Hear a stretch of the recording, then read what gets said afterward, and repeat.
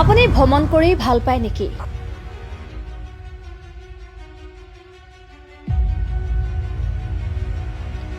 যদি আপুনি ভ্ৰমণ কৰি ভাল পায় তেন্তে এতিয়াৰে পৰা সাৱধান হওক, কিয়নো ভ্ৰমণ কৰিবলৈ আহি আপোনাৰ সপোনৰ চাৰিচকীয়া বিলাসী বাহনখন হেৰুৱাব পাৰে। টকা পইচা, মানিবেগ, চাইকেল বা বাইক নহয়, বৰং ভ্ৰমণত আহি হেৰুৱাব পাৰে আপোনাৰ সপোনৰ চাৰিচকীয়া বলেৰো পিকআপ। এবাৰ বিশ্ব ঐতিহ্য ক্ষেত্ৰ মানাহ ৰাষ্ট্ৰীয় উদ্যানৰ পৰা বলেৰো পিকআপ নিৰুদ্দেশ। মানাহ ৰাষ্ট্ৰীয় উদ্যানত চলিছে চোৰৰ দপদপনি। আপুনি মই অনা গাড়ী কিমান সুৰক্ষিত মানাহ ৰাষ্ট্ৰীয় উদ্যানত? নিৰাপত্তাহীনতাত মানাহ ৰাষ্ট্ৰীয় উদ্যানত আপোনাৰ গাড়ী পলকতে হেৰুৱাব পাৰে আপোনাৰ সপোনৰ চাৰিচকীয়া বিলাসী বাহনখন। কোনোদিনে নঘটা নাফুট নাচুট ঘটনা সংঘটিত হৈছে এইবাৰ মানাহ ৰাষ্ট্ৰীয় উদ্যানত। দিনৰ পোহৰতেই মানাহ ৰাষ্ট্ৰীয় উদ্যানৰ পৰা হেৰুৱালে চাৰিচকীয়া বলেৰো পিকআপ।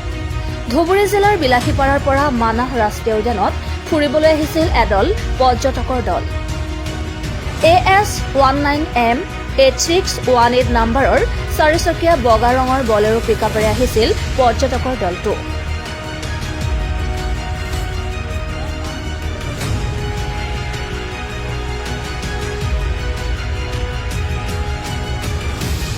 মানাহ ৰাষ্ট্ৰীয় উদ্যানৰ প্ৰকৃতিময় সৌন্দৰ্য উপভোগ কৰিবলৈ ধুবুৰী বিলাসীপাৰাৰ পৰা আহিছিল পৰ্যটকৰ দলটো। এতিয়ালৈকে গাড়ীখনৰ কোনো সন্ধান লাভ কৰিব পৰা নাই। এই সন্দৰ্ভত গাড়ীৰ মালিকে বাঁহবাৰী আৰক্ষী চকীত এখন এজাহাৰ দাখিল কৰিছে। দুৰ্ভাগ্যজনক ভাবি মই আজি আপোনালোকৰ ওচৰত প্ৰকাশ কৰিছোঁ যে মানাহত এতিয়ালৈকে এনেকুৱা ধৰণৰ কোনো ৰেকৰ্ড নাই যে আমাৰ কোনো ধৰণৰ গাড়ী হেৰাইছে। তো আমাৰ গাড়ী বহুত আহে ইয়াতে, আজি অসংখ্য গাড়ী আহিছিলে। তো তাৰ মাজত বুলেৰো গাড়ী এখন মিষ্টাৰ আজহাৰ আলী, তেওঁৰ গাড়ীৰ নাম হৈছে S19M8618। এই গাড়ীখন আমাৰ ওচৰতে প্ৰবীণ দাসৰ হোটেলৰ ওচৰতে মানে পাৰ্ক কৰিছিলে। পাৰ্ক কৰি তেওঁলোকে চাফাৰীত গৈছিল। চাফাৰীৰ পৰা ঘূৰি আহি তেওঁলোকে গাড়ীখন নাই। আমি খুব দুখেৰে তেওঁলোকক যথেষ্ট সহায় কৰিছোঁ আৰু এই ক্ষেত্ৰত থানাত এজাহাৰ প্ৰদান কৰাইছে আৰু পুলিচে সবিশেষ তথ্য লৈ আছে। তথ্য লোৱাৰ পিছত যদি কিবা সম্ভেদ হ'লে নিশ্চয় তেওঁলোকক জনা হ'ব। এই মানাহ যি ৰাষ্ট্ৰৰ মানে পৰ্যটকৰ কাৰণে আমাৰ মানাহখন যথেষ্ট সুৰক্ষিত।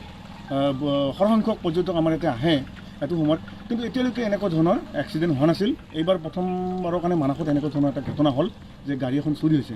আমাৰখনৰ চুৰি হোৱাৰ ৰেকৰ্ড আচলতে মানাহত নাই। প্ৰশাসনক মই বিশেষভাৱে অনুৰোধ জনাওঁ, আমাৰ সন্মানীয় বাঁহবাৰী আৰক্ষী প্ৰহৰী জয়ন্ত দাস ছাৰক মই অনুৰোধ জনাইছোঁ। মই নিজে গৈছিলোঁ যে তেওঁ যদি এই ক্ষেত্ৰত তদন্ত কৰি সম্ভেদ উলিয়াব পাৰে মানে নথৈ আমি আনন্দিত হ'ম আৰু গাড়ীখন যদি ঘূৰাই পায় তাৰে কামনা কৰিছোঁ।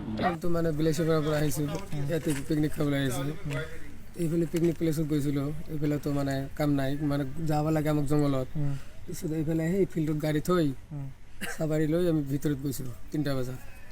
আকৌ আহি যেতিয়া পালোঁ 6টামান বাজিছিল নেকি, তাৰপিছত আহি চালোঁ গাড়ীখন নাই তাতে। লক কৰা আছিল, চাবিখন মোৰ লগতে আছে। আৰু ড্ৰাইভাৰ আপুনি আছিল? ড্ৰাইভাৰ মই আছিলোঁ। কেইজন আহিছিল আপোনালোকে? আমি টোটেল 7জন আহিছিলোঁ।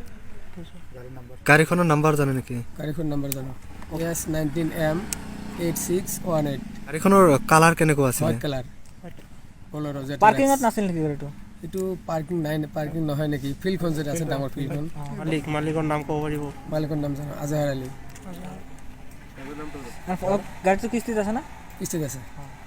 আপোনাৰ কি ক'ব, কি প্ৰতিক্ৰিয়া জনাব? আমিতো ভবা নাই গাড়ীখন হেৰাব। আমি গাড়ীখন পাৰ্কিং কৰি পেলাই এই ফুৰিব গৈছিলোঁ জিপচি লৈ। 3টা বজাত গৈছিলোঁ, 6টামান বজাত ঘূৰি আহি চালোঁ যে গাড়ীখন নাই। ক'ৰ পৰা আহিছিলে আপোনালোকে? আমি ধুবুৰী ডিষ্ট্ৰিক্ট বিলাসীপাৰাৰ পৰা আহিছোঁ। কি ক'ম আৰু, গাড়ীটো হেৰাই গ'লে মোৰ আজি মোৰ কয়েকটা বন্ধুৱে মানে গাড়ীটো ইয়াত লৈ আহিছিল ফুৰিবলৈ। মোৰ ড্ৰাইভাৰ লৈ আহিছিল, মোৰ গাড়ীটো হেৰাই গ'লে ইয়াৰ পৰা। গাড়ীটোত এনে GPS নাই জিপিএছটো লগা নাছিল, মানে মোৰ প্ৰাইভেট গাড়ী ন। ফাষ্টেগো নাছিল, মানে ইমান দূৰ নাহে আৰু গাড়ীটো ঘৰৰ আশ পাশে থাকে আৰু। ইমান দামী গাড়ী মানে কি মই নিজে ড্ৰাইভ কৰি থাকোঁ, ল'ৰাটোৱে ড্ৰাইভ কৰে, ড্ৰাইভাৰ হয়, ড্ৰাইভ কৰে।